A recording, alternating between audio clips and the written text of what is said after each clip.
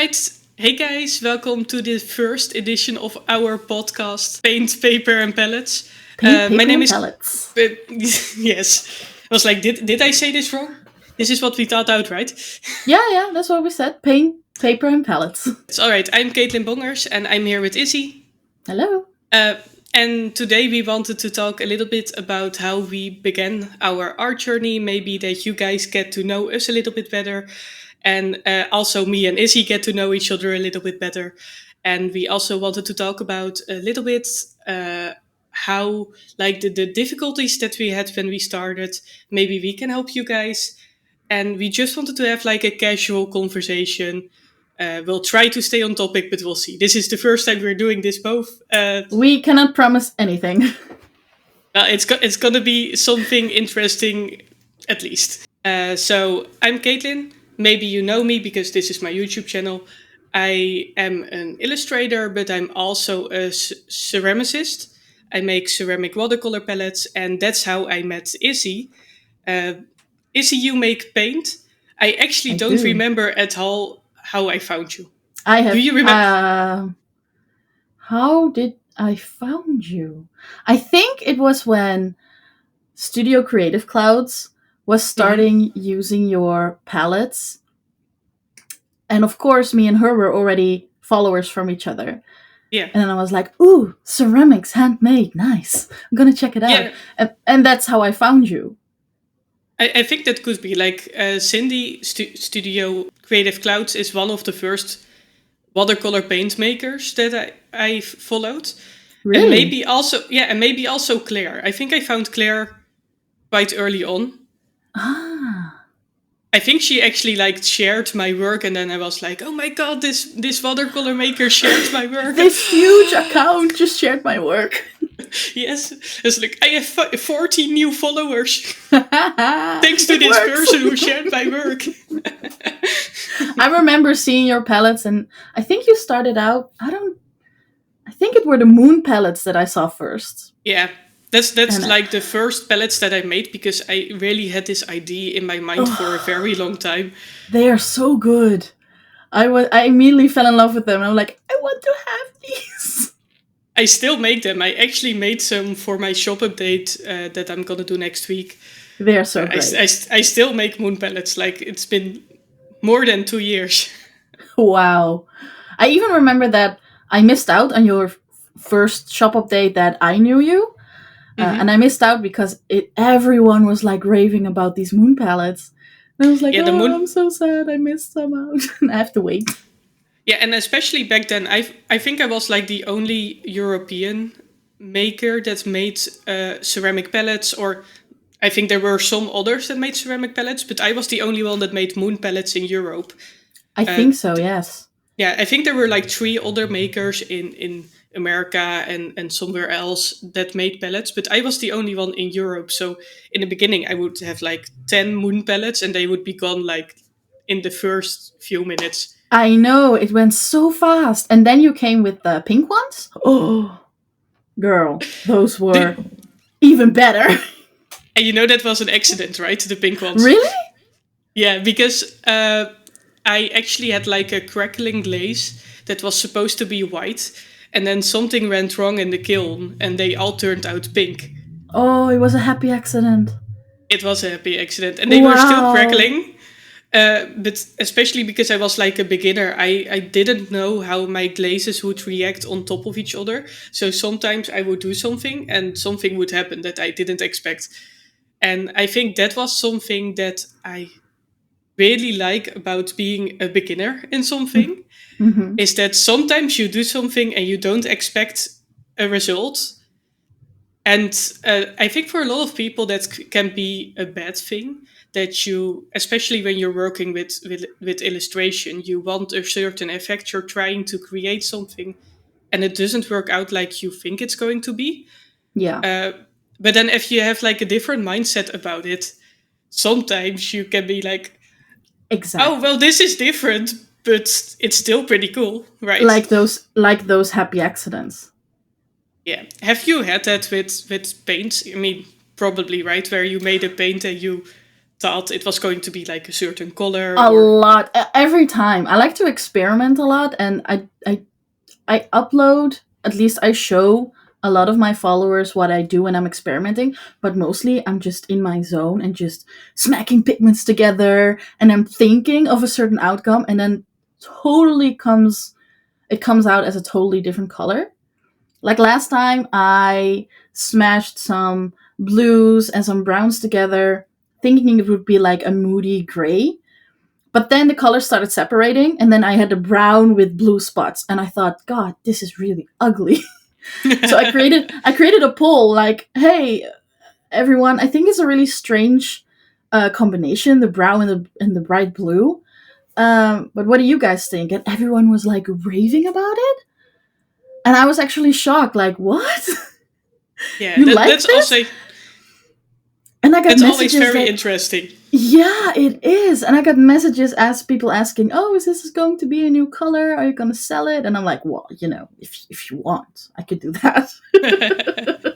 I could. But with paint it's very easy and very quick to experiment, and you see like results almost immediately. But I think with ceramics it's a bit, you need to wait a while, right? I mean, how does it work if you're experimenting?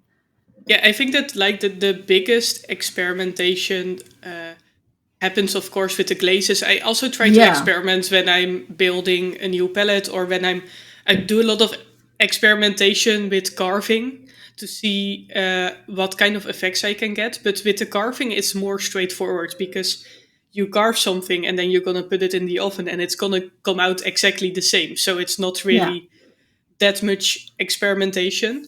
But now, for example, I've been doing some carving and I want my designs to pop out. And then when I put on the glaze, sometimes the designs kind of falls away because the Mhm. glaze covers too much of the carving. Mm.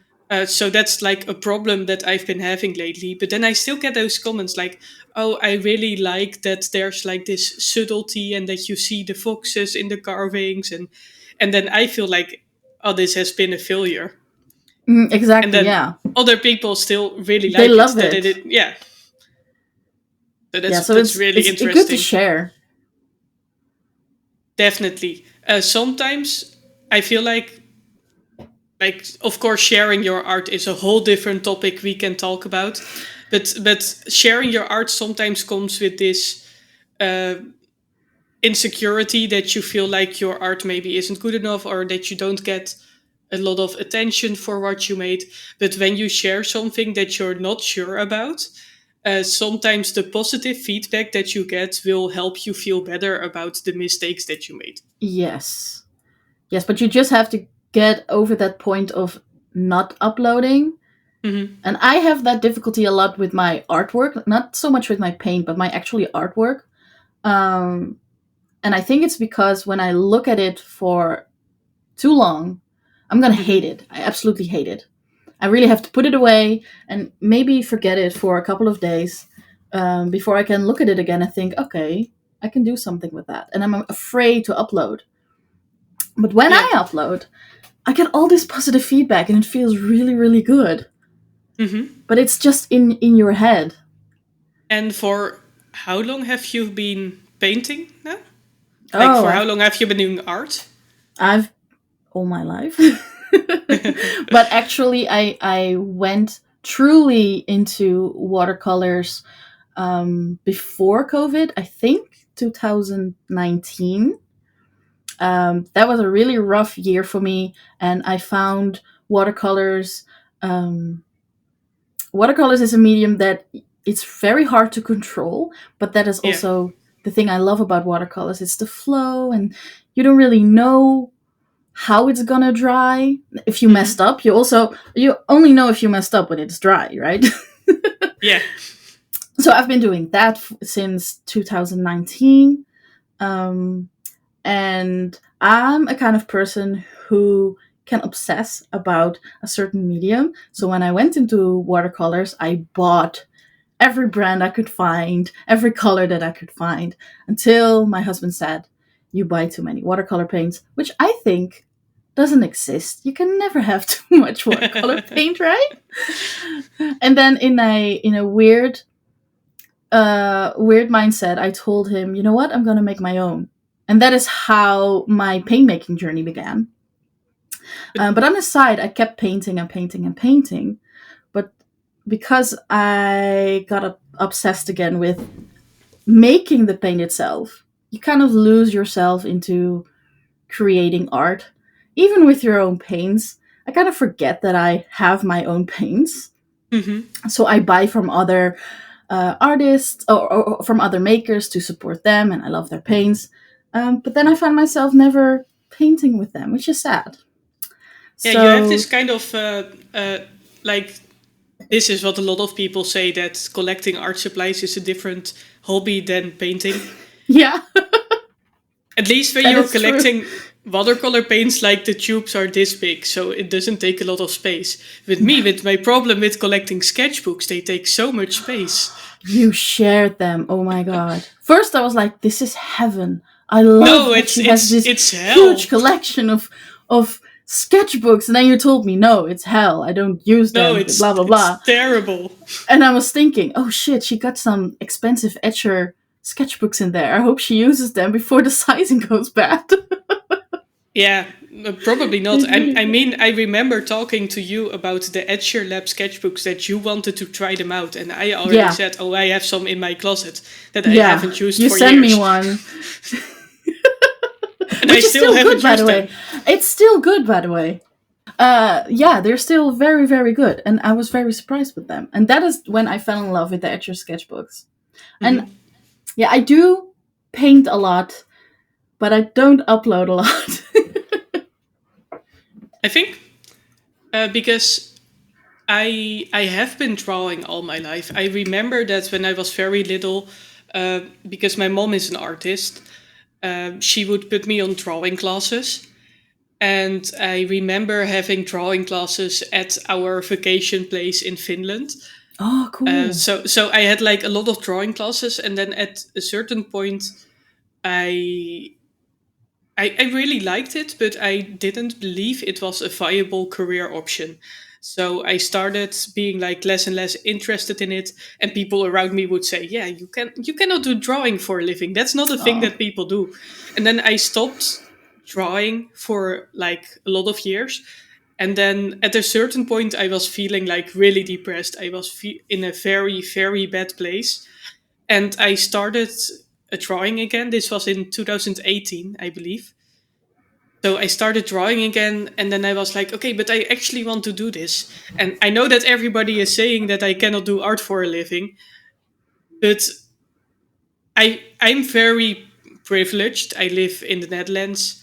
I have parents with a great job. I have a support system around me. I can decide to become an artist, and if I fail, I will know that I will still have a place that I can come back to. Like yeah, if I fail and never make any money with my art, I know it's fairly easy for me to get a different job, and I can also always come back to my parents. So I just yeah, said like, okay, but this is really important to me, so I'm gonna give my all and I'm gonna try. So that's yeah, how I started. And because I have been like during my teenage years, I said like the whole time, oh, I want to do art. No, I don't think I can do art. I'm not good enough. And then I would mm, quit. And then later I would say, no, actually I want to do art. And then a mm. couple of months later I would say, no, I don't think I can do this, so maybe I should just stop. And then Oh, at that this must be really point, hard. in 2018, I said like, okay, I'm gonna do this, and I'm not gonna stop. Yeah, And maybe in like 10 years, if I'm still not there, then maybe I'll stop. But for me, it was like really this mindset, that feeling like I wasn't good enough, I was never gonna be good enough for this, made me quit art all the time in the beginning. yeah, I get that. Yeah, when I my father was actually a desktop publisher for the newspaper, so he was already into this graphic design world. hmm And when I was younger, I was also already drawing and stuff. And I clearly remember, and I don't know if this is like etched into my brain, but I clearly remember. You remember when you were in elementary school and we had this certain kind of colored pencil called skin color, but it was always this weird salmon pink. Yeah. I remember because I was the only Asian girl in the whole school, and I remember asking to my teacher if they have a colored pencil in my skin color. or a colored pencil in my actual skin color, and she gave me yellow, which was really, really weird. And somehow it got etched into my brain. But all my elementary school drawings, whenever I had to draw myself or humans in general, they were all yellow. And I think that is where my, I don't know, creative mind started. Like, it wasn't really right, you know. And I Yeah, you always look at said, these drawings and you're like, is this right? "Is this right? It's so weird. Is this how But the world looks like? why is this skin color so weirdly pink?" It was so weird. And then I remember that I always told my mom that when I grow up, I want to be an artist and I want to create, I want to create all type of skin color pencils. I remember really clearly that. I just remember clearly saying that to my mom. And I always said, I want to be an artist. I want to be an artist. And my dad, of course, was super proud because he is in this world. So when it was 2016, I think, I actually enrolled into Grafisch Lyceum Utrecht, which Yeah. is a graphic design school, or is an art school, and they have multiple courses. They have desktop publishing, graphic design, multimedia, even gaming design, which was really, really cool.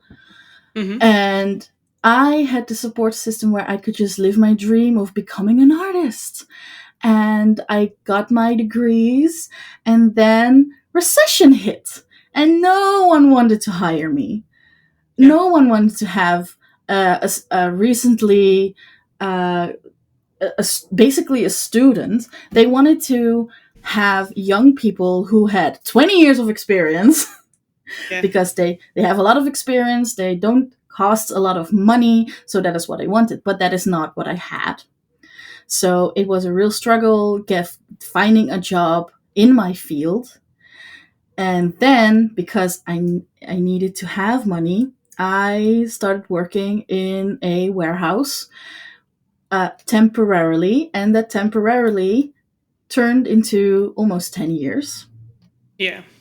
And in that time, I started losing my love for art, my love for colors, my love for creating, because somehow they got to me, and I thought, a career in art, maybe it's just a dream, maybe it's just a hobby. I need to be serious right now. I want to get married, I want to have children, I need to be serious. I'm gonna focus on my career. I'm going back to school for a higher education in data analysis and big data, which is, I still think it's pretty interesting, but it's definitely not art. And I'm gonna do that, and I accept, okay, art is just a hobby. And I recently came across a story memory on Facebook where I actually announced that, and it actually hurts. Yeah. Reading that back. Reading it back, it actually hurts. And now because I found my love for art again, and I quit that job to fully focus on art, on paint making. And just like you, I have a great support system. My mom invested in me to actually live my dream, and she likes to see me super happy. And my husband supports me in this. My whole family supports me in this. And looking back at that story, it just breaks my heart that I ever got to a point so low where I thought art is just a hobby, it's just a dream, and I'm never gonna do it again. And Whew, that's really actually, hard. yeah, that's actually something So that sad. like really reminds me of. So when I didn't want to do art, so back when I was in high school, I told you that I didn't believe art was like a viable career path. Yeah. But I still wanted to make. I was really into manga and anime and stuff, so I really wanted to make my own manga. But then I had in my mind like, okay, but being a manga artist is not a real job.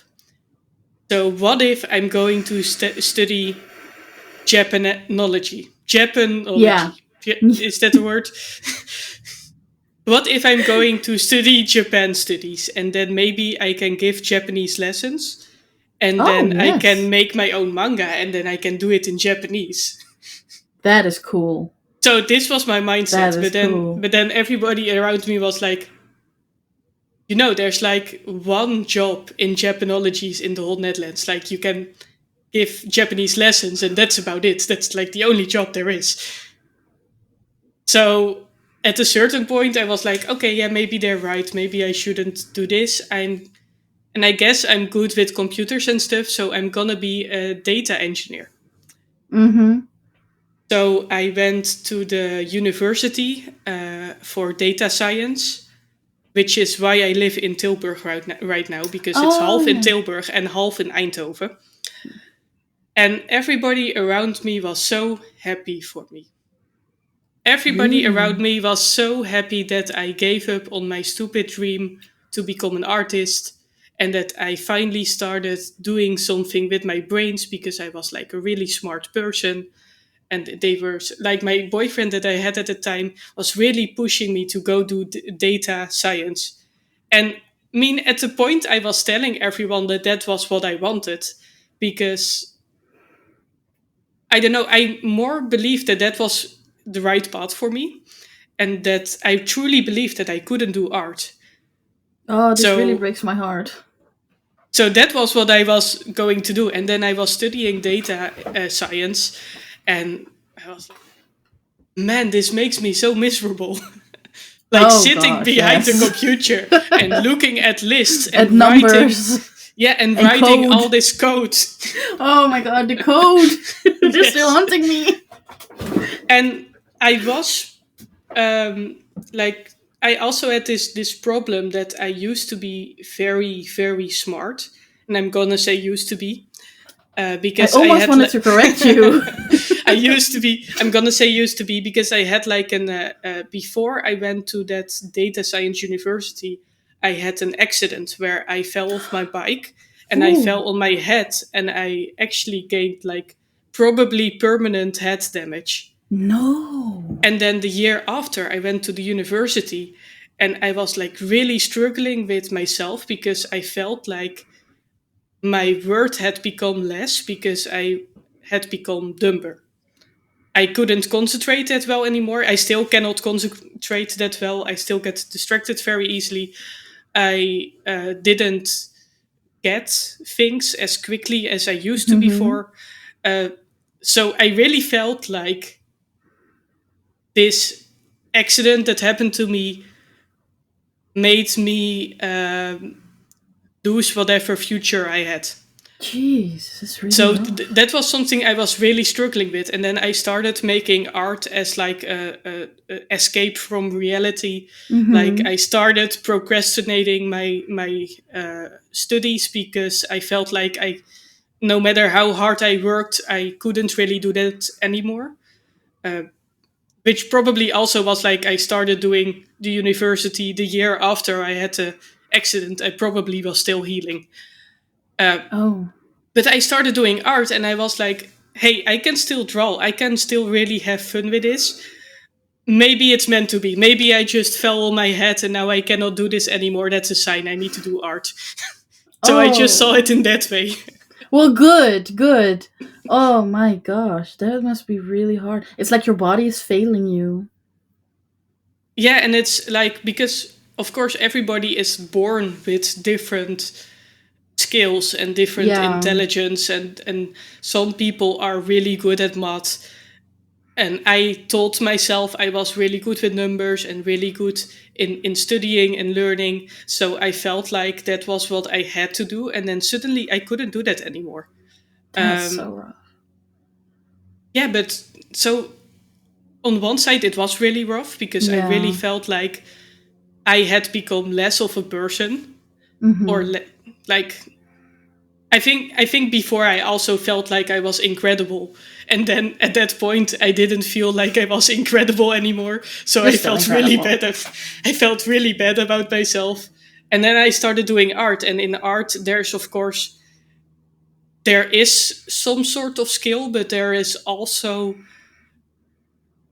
really like not everything you're doing is right or wrong. And Yes. it's also really clear that you're just growing and learning and experimenting. And if you look back at your art from a year ago, you'll see how different it is. And Definitely. and it's not always necessarily better, but it is like you're growing as a person and your taste changes, and it's just so interesting to see that. Mm-hmm. Mm-hmm.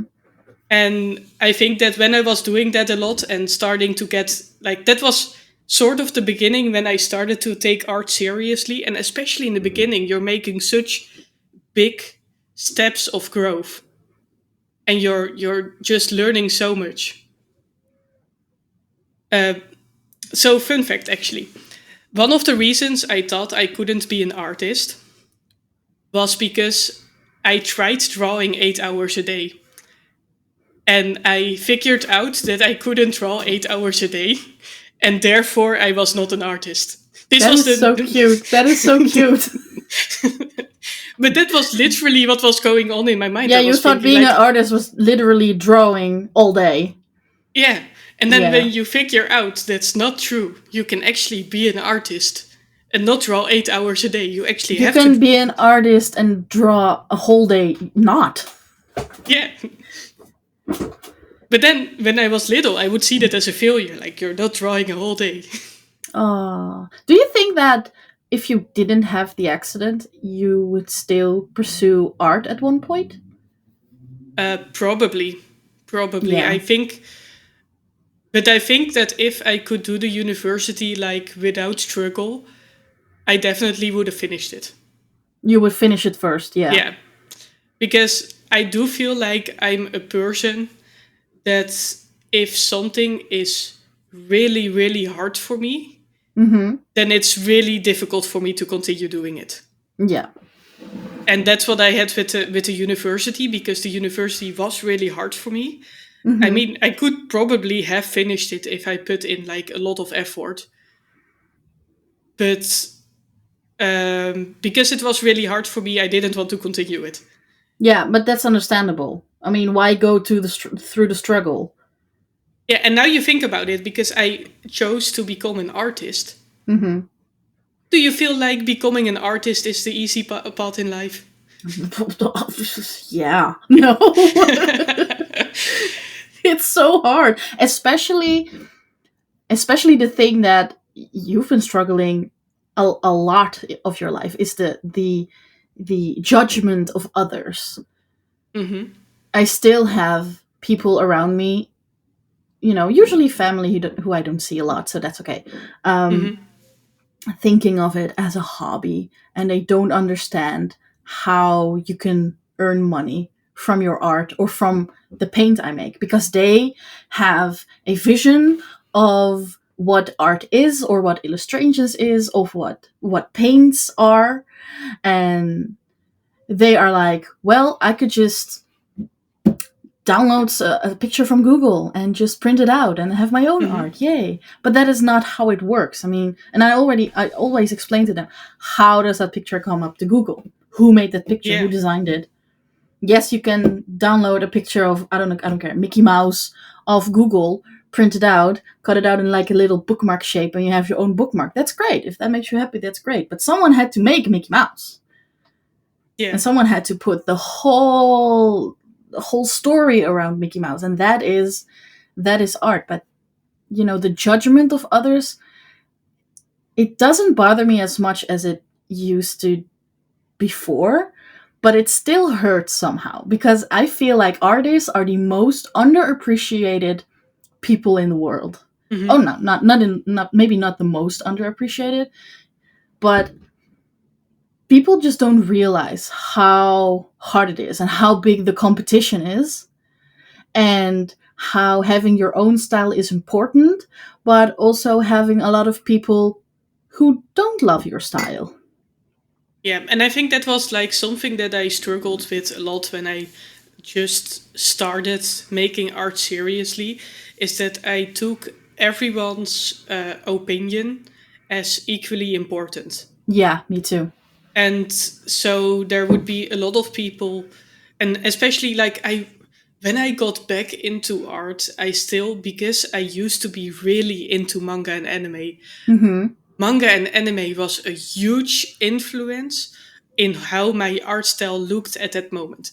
I think you can Mm-hmm. still see it in my work, but back then it was even more obvious. Oh, really? And I was already at a point where I didn't like manga and anime anymore. Not that there's anything wrong with liking an anime, but I had just like, for me, it was not something that I enjoyed anymore. And then my art style was still looking like manga and anime. Oh, and yes. and I was like really frustrated with my own art style. And then there would be people that talk to me about my art and they were like, yeah, I really don't like how it looks like manga. Can you just draw something else than manga? People And said I was that? like, yeah. And I was like, well, I'm trying. Yeah, that's the hard part of trying to develop your own style, because manga is a style, but you want to have your own Mhm. style. And I think you really accomplished it already in having your own style. Um, but if people are going to compare it with what they know that it is, it's hard, Mhm. especially that people always have an opinion anyway. Yeah, and there's a lot of people that are gonna have different opinions about how you should uh, work on your art career. And then some people who tell you like, oh, making a comic or making a manga isn't something you can focus on. You know where the money lies? It's in big paintings. You should do big abstract paintings. Hmm. And then some people will be like, okay, but you know what's really gonna make you money if you do like commercial illustrations for like news articles and stuff. I mean, there is money in that, but then there is like Definitely. there are so many different types of illustration that you can focus on. And if you pick one way to go, people will have like so much to say about that.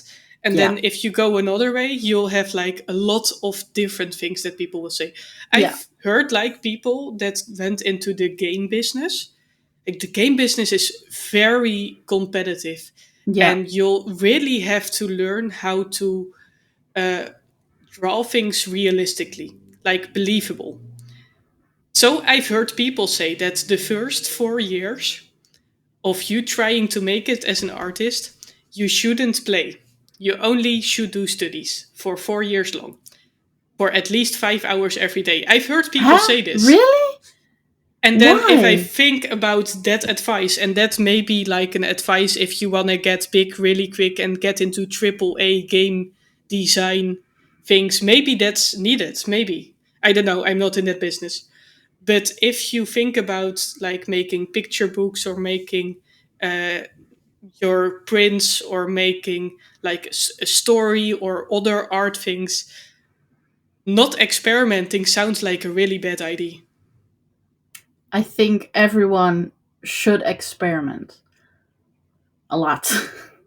I also think that telling people that you aren't allowed to draw your own things and have fun for 4 years is not really good advice. No, definitely not. That is So, terrible, terrible advice. so when I started out, like in 2018, when I started taking art seriously, I really had the mindset that I needed to become better. So I studied and studied and studied. I did like the whole day, every day. I did so many figure drawings. Broke things down. And then after a year or two, I figured out that I couldn't draw my own stuff. Like I could only do studies. I had become so good in studies. And whenever I drew something out of my own head or wanted to make something with color, it was really hard because I had never done that before. I have the same struggle right Yeah. now. I always paint from references, Hmm. especially like I love botanical paintings and I love painting birds, which is hard, but I love to do the studies. But whenever I'm challenging myself, I'm like, okay, today I'm gonna paint an owl just from my own memory. Just from I know Hmm. how an owl looks like. I'm gonna do that. It looks nothing like it. It's hard.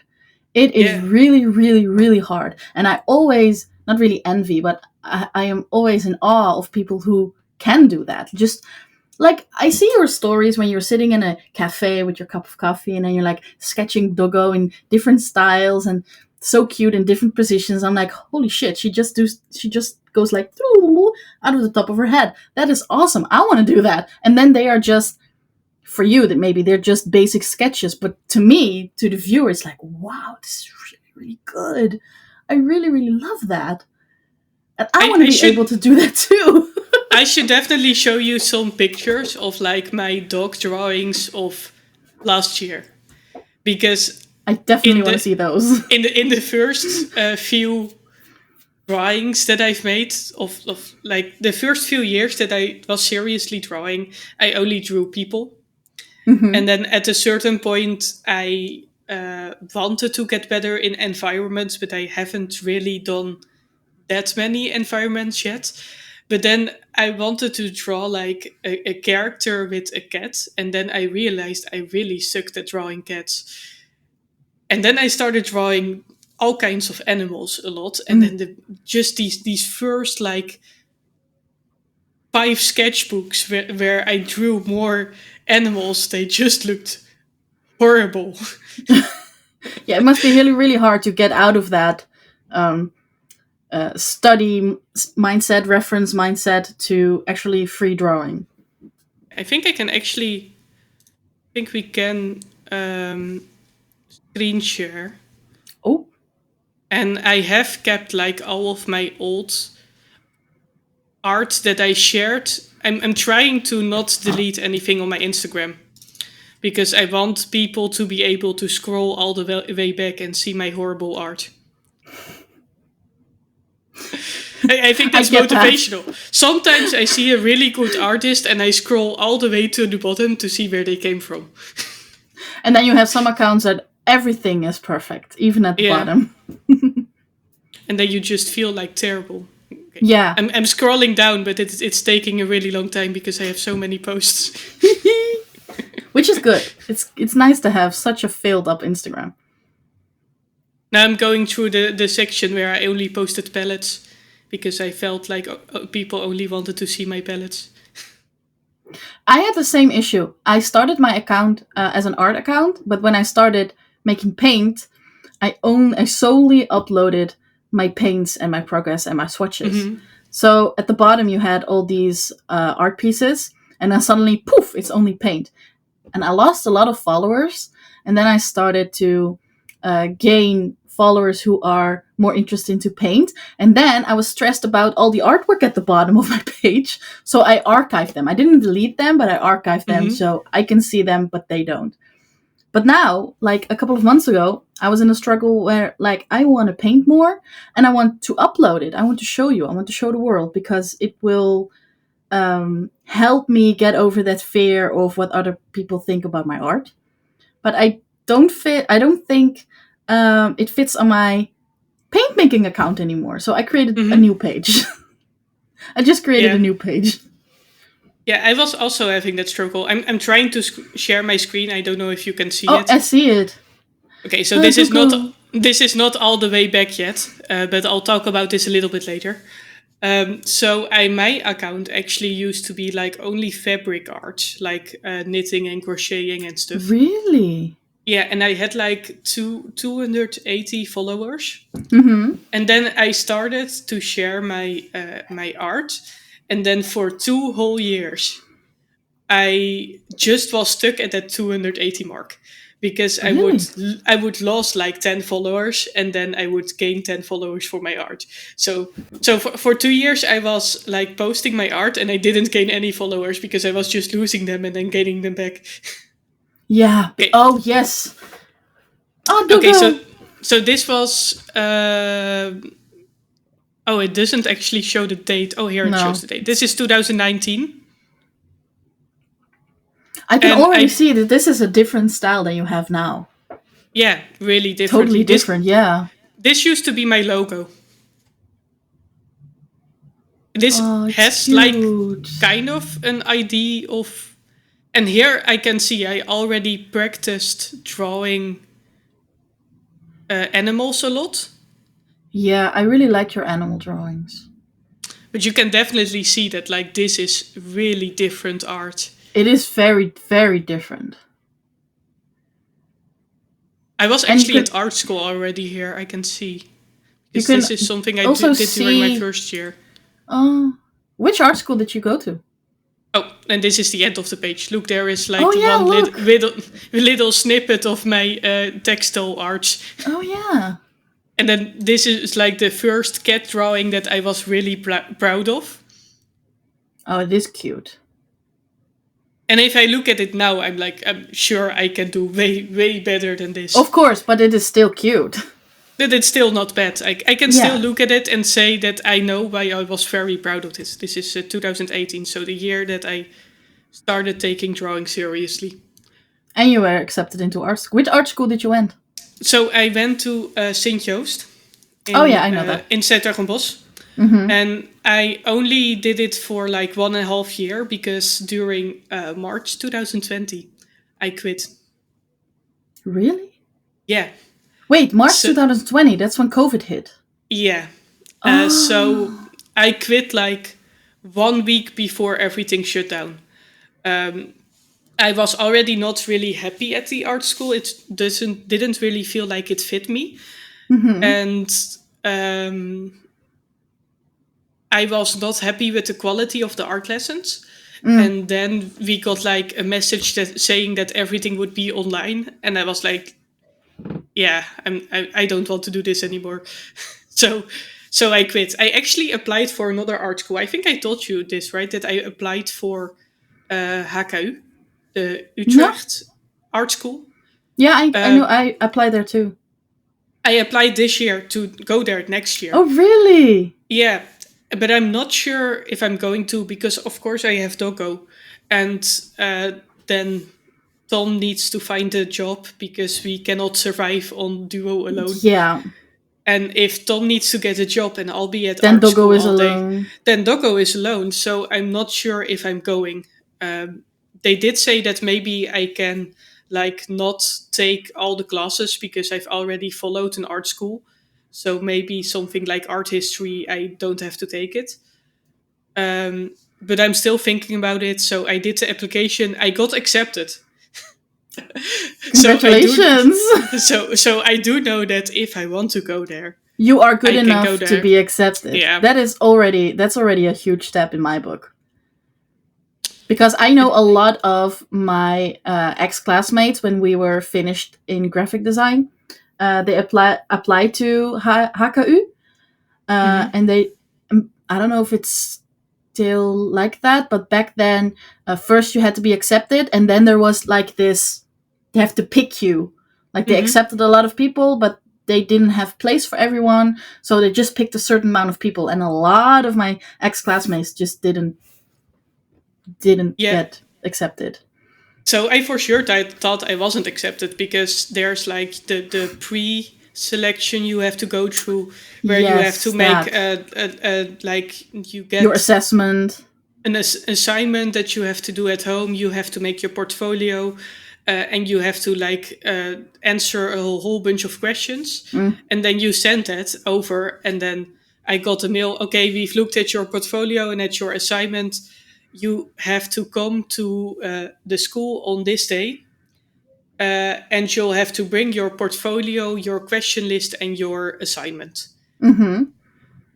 So I was the first one at the first day of like questioning. So Mm-hmm. for them, I was the very first one that came there, and then I arrived, and they were like 10 minutes late, and so I arrived Wow. there, and they said like, "Oh yeah, you can place all your work on the table," and I was like, "Work on the table? I didn't bring any work. I just have like my printed portfolio because I already applied that online and I have like my question list and I did bring my assignment that I made at home. So that was the only work that I had. And I Mm-hmm. had one sketchbook with me. But Mm-hmm. apparently they meant with the word portfolio, they didn't mean the portfolio that I applied online. They meant like extra work from home or something. So they were really disappointed that I didn't bring any extra work. Like they wanted to, they wanted you to bring all your other 20 sketchbooks. I actually counted them. There are 57. Oh my god! Maybe you should sell some. Yeah, I'm thinking about that. Oh, that's a Yeah. bummer.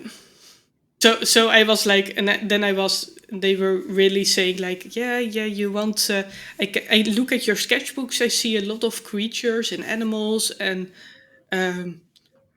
do you do that on purpose, or? Oh, And I I was remember like, these kinds of questions.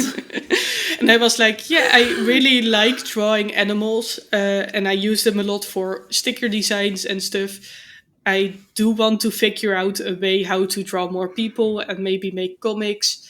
So I definitely don't want to draw only animals, but they are like a really safe place for me. And then the person was like, yeah, I can really see that. I do think you want to quit doing that decorative art, like, don't you? And I was like, I felt so bad. I was like sitting after the talk, and I was like flipping through my sketchbook, and I was like, They make you feel so bad. I remember this so clearly. I remember this so clearly. I remember in art school when every choice you made, every choice, every line thickness, the colors, everything had to be, it has to have a reason. And mm-hmm, if you, like, for example, you like the color pink. Great, you like the color pink. So you choose pink. But if when they ask you, why did you choose the color pink? Well, I like the color pink. No, that's not good enough. It has to have a whole elaborate story about it, you know? mm-hmm, Pink is feminine and this and that and freedom and blah, blah, blah. Only then you got a good grade. There was this classmate of mine, he made this art piece in like 5 minutes because he forgot we had homework. And it was mm-hmm. just a red dot on a blank canvas. Nothing more. Yeah. That was it. It was like the Japanese flag. And but when he had to present his artwork, he had this whole story about individuality and strength and about power, because red is powerful and this is the individual who stands into this in this society and blah blah blah. And the teachers were like, wow, that's good.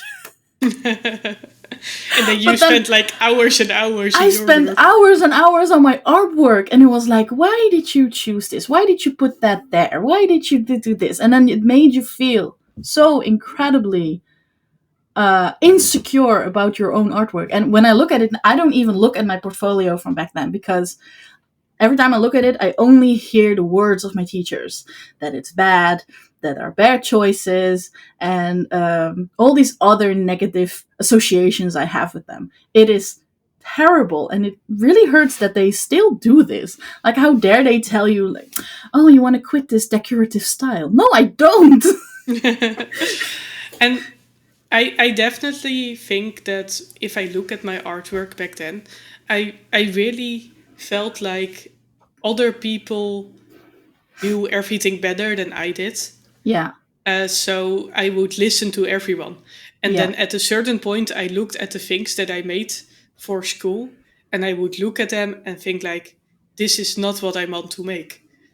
Uh, yeah. because every I at like it's partly it's good to let other people influence you because you can learn a lot from them and Sure. you can get a lot of inspiration from them. But I also think like I just remember very clearly that somebody at art school told me, "Oh, you're so good at like really creepy stuff. You really should make like really creepy drawings. This Creepy? creepy, yes, creepy cute style is really what you excel at, and I would love to see you make more of this stuff." And then I made more of that stuff, and then at a certain point I was like, "Okay, but I do not." I do not like this. I do not like to see other people make this kind of stuff. This is not what I enjoy. So, and then my style had changed because of this assignment and because of the feedback that I got. And it wasn't something that I still felt like I had to please other people. Yeah, And then I didn't enjoy drawing anymore because I didn't like that's anything I made. that is super rough. Do you still have that with your ceramics? Like you did a lot of moon palettes and you did some cloud palettes and you experimented with different shapes, but do you have like feedback of other people being like, you know what, you should do sun palettes, or I like triangle shapes, you should make triangle shapes because I like triangle shapes? So in the beginning, I had this a lot. Just checking what Doggo is doing. Just walking around. I thought maybe he wanted to go like to the other room, and I had to open the door. Oh yeah. Just finding a new spot to lay down. So in the beginning, when I just started out, I would get like a lot of comments of people wanting to commission me, and because back then I was like accepting everything, and then I would get drawings from people. They would say like, "Oh, I want this and this," or "Oh, I want a sun," or oh, I want shaped in the mushroom, or. And at the beginning, I made a lot of these things, and then sometimes I would like a lot of the ideas were quite good, but sometimes I would make something and I would really feel like, oh man, I do not like this at all. Am I going to sell this to this person? And then they would be really happy with it. But I Well, had made that's good. something. Yeah, so it's good that they still like the commission. It's good that they liked it, but if you didn't enjoy making it. Yeah, so that's something that I used to do in the beginning a lot. Nowadays, I don't get that many questions to make certain palettes for people anymore. Also, because I have been saying no to everyone. Good. Say no in once in a while. Yeah. So, yeah, I did have that a lot with my palettes, and I do still have a feeling that I need to make moon palettes because everybody wants to see moon palettes.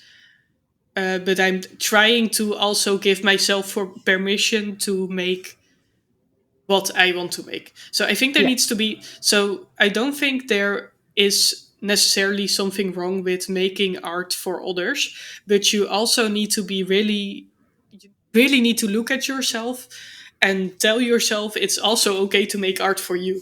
I definitely agree, especially if you need to pay the bills from your Mhm. artwork. Of course, you will have to make um, artwork, or in your case, palettes that you just know are gonna sell. These moon palettes, Yeah. you know they will sell. Good, but it's also important to give you exactly what you say. Give yourself room and permission to make something that you really, really enjoy and experiment with new shapes. And if they sell, that's great. And if they don't, then they don't. And I think that's also something not only about your business, but if you look at the art that we make as beginners, maybe if you make something that you really know is going to do well on Instagram. For example, pretty girls. Pretty girls always do well on Instagram. They always do well. And it's fine if you want to make art that does well for Instagram because it Sure. makes you feel better and you want to grow your channel. Yeah. But it can become a problem if you're only going to make work for Instagram because you feel like that's the only art that other people like. Yeah. It's also really important to allow yourself to make the work that you want to explore and that you like because it will help you grow so much as an artist and figure out the things that are important for you. And otherwise you'll become like an artist that can only draw pretty girls, and that Yeah. can be pretty frustrating that whenever you want to draw something else you cannot do it because you've only practiced drawing pretty girls. Especially that. And if you do draw something else on Pretty Girls and you upload it and you see your like count and your engagement dropping, that Yeah, really, really drags you down. And then you think, okay, the only thing I'm good at is drawing girls, and that is it. I'm trying to, because you said before that you changed, that you just made a new account for your art Yeah.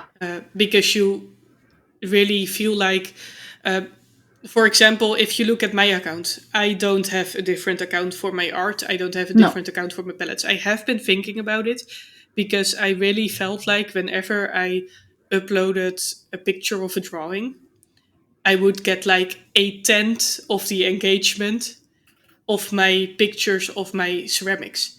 Yeah. And I really had to get like used to make peace with the fact that whenever I upload an illustration, it will get less likes than my ceramic artwork. Yeah. And this can be really hard, but also like it's something you need to learn. You need to learn to accept that it is still worth making what you want to make, even Oh, though you might definitely. not get the validation of others. Yes. So I yeah, get that. it's really difficult. It's also with YouTube. Like I will make a video that I am really proud of, and then I upload it and it get like 20 views. Oh my gosh, it's the same with reels. Like, if I am desperate and I just grab some old footage, put a nice music under it, some effects, and it goes viral. And when I really put the work in it, it only gets like maybe 1,000 views or something. It's exactly like that. But I think it's important just to upload whatever the hell you want. And I think it's really great that you mix your palette work and your artwork on the same account. But for me, it was more like Hmm. uh, I made I made my hobby my job, Yeah. and now I'm thinking I'm always busy with making paint. I'm always on Instagram trying to promote, trying to engage, blah blah blah blah. But I need a separate hobby. So Yeah. that's also why I give myself permission to just I created this account where I can unapologetic upload, dump everything I draw or I sketch or I paint without me having to worry about what other people think and if they are interested and the like count and the engagement and the unfollowers or the followers, because Hmm. this account that I created is just that's why I created with this intention. I created it. Yeah. It's just a dump. It's a place where I can unapologetic upload it. I don't have to be worried about the aesthetic of the of the aesthetic of the page and how it looks and the product photography. I just want a place where I can dump this all. And if there are people interested, that is great. I'm very happy. And if people are not interested, then they don't have to follow. Yeah, and then it's also really good that it's like for yourself because Exactly. you can look back at it and it's like this collection of your artwork Yeah. that you can see your growth, like what I just showed you right now, that I can I scroll back love all the seeing way it. Yeah. and that you can see, oh my god, it's so different. I absolutely love seeing that. And I also feel like with illustration, because of course I have my Instagram account and I share both my illustration and my palettes, and then there's illustration that I make for business and Mm-hmm. illustration that I make for myself. That's what you just said, that you had your business, which was your Yeah. paint, where you had it on one account, Yeah. but you also needed a hobby and something that made you really happy. I think that's something that a lot of people get stuck in, Yeah. that you start to make everything for your business because Yes. you want to become an artist, you want to become like successful in your art career, but you also need to realize that like art was something that you started because you really liked it. And Yeah. if you're just only making stuff to become good or to sell it, then you've kind of lost the reason why you started Exactly. doing it. Yeah. And that is a very thin line. You can cross it very easily. Yeah. And there are also ways to make money with your art and to sell your illustrations while you're still enjoying it. But there are also a lot of ways where you can get really deep into production mode and you're actually not enjoying it at all.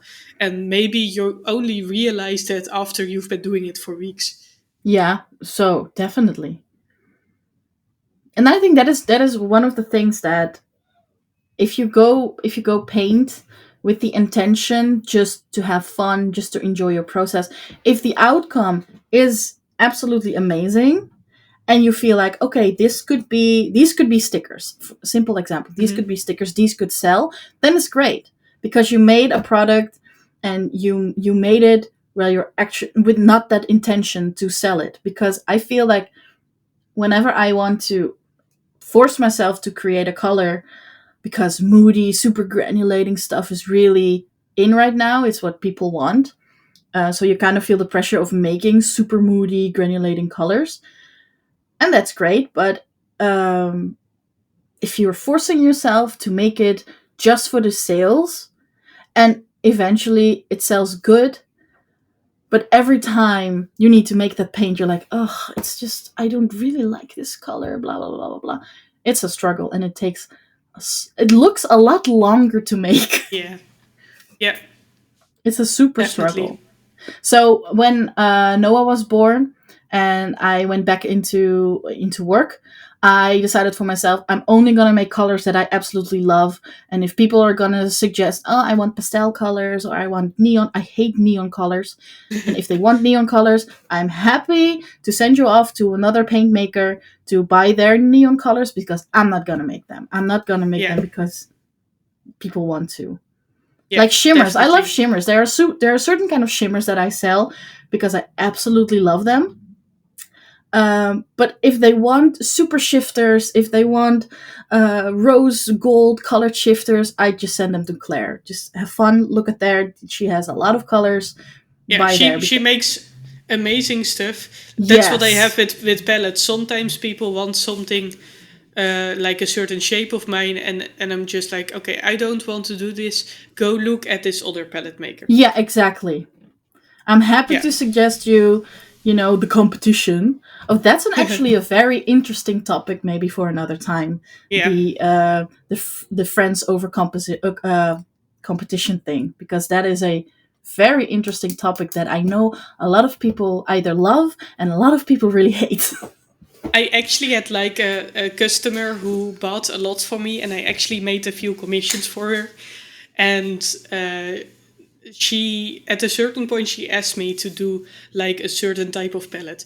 And I declined her a couple of times because I didn't want to make that kind of palette.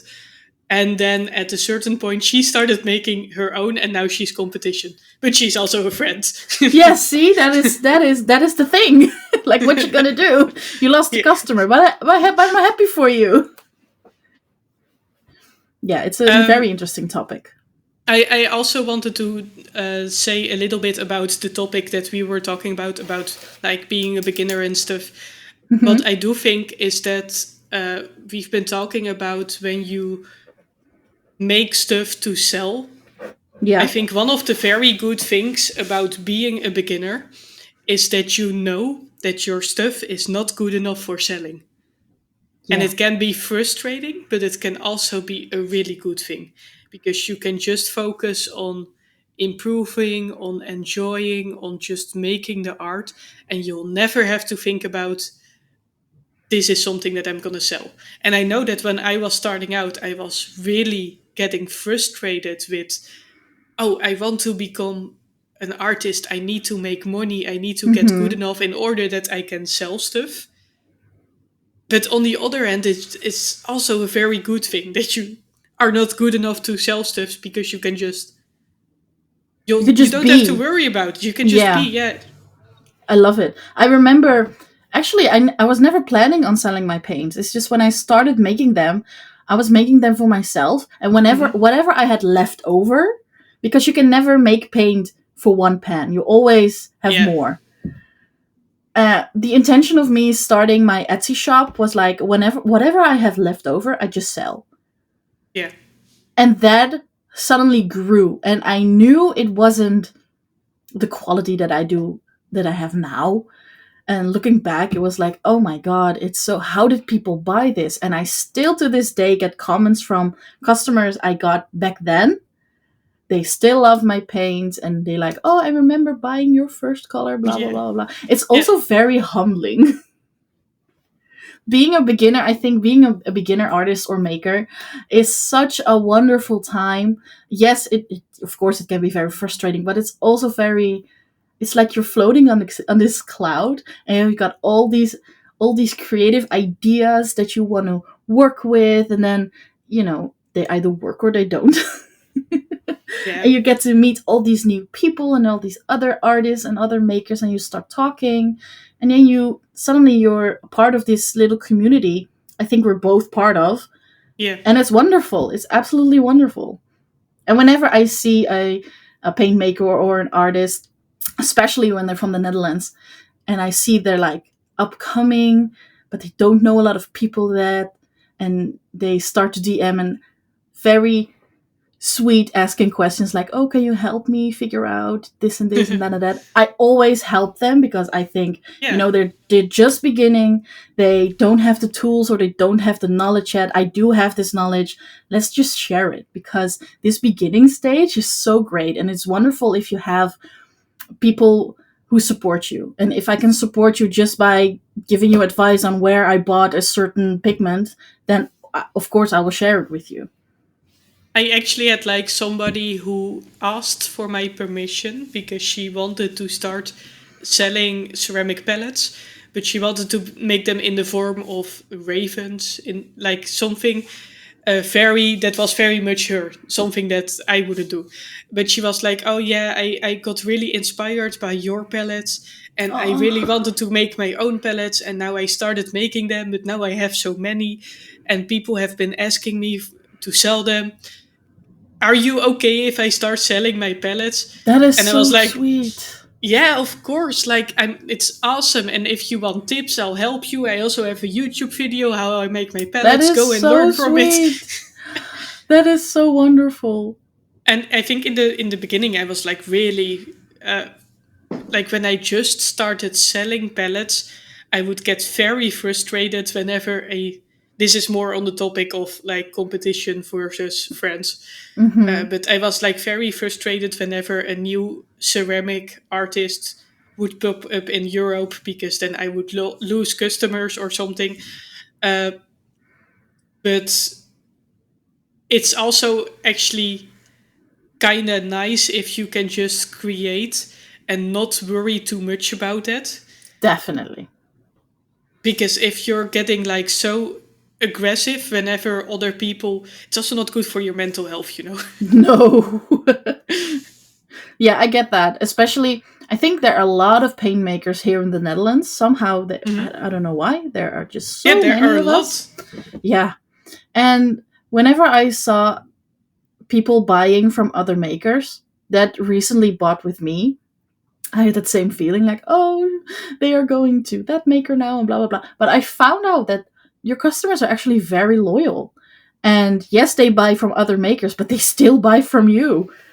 Some have this whole collection of paints solely from, like, sorted out. This is paints from this paint maker, and these are paints from that paint maker. And these are so amazing to see. Yeah. So I'm like, yeah, welcome. Come join our little paint making army. Yeah, so if you're somebody who's listening to this podcast and you were doubting whether you wanted to make paints and or pellets, Mm, and you need some help mm, starting out, and you're not sure how to get in the community, you can just uh, I I would advise to just start, get into the yes. rabbit hole of learning about it, have fun with it. Remember Yes. to have fun. You are going to make mistakes. That's how it goes. You will learn from them. And if you send a message to a paint maker or palette maker and they act very rudely, it's not you, it's them. It's not you, it's definitely them. But also, do not be that blunt to ask for recipes written out, because you're not getting them. I'm also not sharing my recipes, but I can give you all other tips and how to make your own binder. And But the thing is, we don't share our recipes because every recipe is different, and it might be why your paints are uh, more lovely than maybe another paint maker, and that is totally fine. But the most fun part of creating paint is the experimenting, is finding your recipe, is finding your ratios. I think I have a set recipe, and it changes every year because I develop Hmm. and I find something else. I started out with clove oil. I got headaches from that. Let's research other oils who do the same, but I don't get a headache of it. You know, those kinds of things. And so if you're just starting out, Google is your best friend, and we are your best friend. But you Yeah. also have to Also, do some work yourself. yeah. Also, like I think that asking for a recipe is like, hey, are you okay if I trace your picture and upload it as mine? Exactly. That is exactly the same thing. And I know there are a I'm lot of artists who do share their recipes, and I think that's totally great and that's fine. And I'm happy to send you off to them. yeah. Also, that's like I'm totally okay with other people wanting to create palettes. I'm okay with other people wanting to create moon palettes. I'm not okay with people directly making the palettes that I've been making. Right. Just an exact copy. And I do think that That's tough. some of my palettes are very basic. If you look at like the square palettes that you've been filling, Hmm. those are very basic. If people make square palettes with 4 holes in them, then I That's won't fine. be then I won't be attacking them for, hey, you're stealing my stuff. No. But if there's just like multiple people doing the same floral designs on their palette that I've been doing, or doing like the same carving that I've been doing, then that's maybe not. But that's also no a whole other topic. Okay, how do you think we've stayed on topic this podcast? Like Um, rated 1 out of 10. 7. Yeah, I was thinking maybe a 6.5. Oh wow. It's just when we start talking, I've got these new Yeah, topic ideas. Like when you just talked about if somebody else make this square palette, I'm like, ooh, that's an interesting topic for next time. You know, the copying in our little community, because there's a lot of copying going on, but a lot of it is unintentional and how people deal with it. yeah, definitely. So That's really interesting. I think we have to, like, if I look at the time that we've been recording, it's been like over an hour. So for this podcast, we should like close it off. It was a lot of fun. There's this list next to us with like 25 other topics that we are going to talk about. I had such a lovely time, and I think this is a great start of the podcast, and finding new topics to talk about. Hey, And if you have some ideas, like not Issy, but you, the watcher, listener, you, if you have some ideas for what you want to hear us talk about, and also if you just liked it or want to leave a comment or whatever, definitely please let us know. do. We love to hear from you, and uh, we'll figure out what we'll do for the next podcast, and we'll hope you'll be there with us. Yeah, I had a lot of fun, and It was a lot of fun. I hope you, the listener or watcher, also had a lot of fun. Maybe you did some chores around the house. Maybe you made some paint. Maybe you drew. I hope you enjoyed that, and I hope you find it very inspirational. And we'll hope to see you in the next one. Yes. All right. Bye bye. Bye.